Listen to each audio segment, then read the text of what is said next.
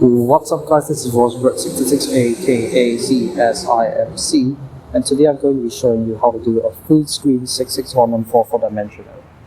So what you want to do is you want to press shift, then this button to get pole, shift this to get that, and then 9√9, comma square root 2. After this, you want to do is you want to press uns, then to the power off and span it all the way to the max. Then you just put arcs in all of them until you get to the second last one.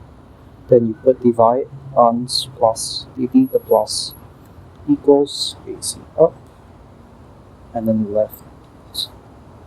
Then remove the dots. You did not have to press mode, that was accidental. Then you replace that 47 with a 38. And then you press 1302965 5 times. After that, you press 661144 all the way to the end. Then you press equals, and there you go. Thank you guys so much for watching. Like, share, and subscribe for more.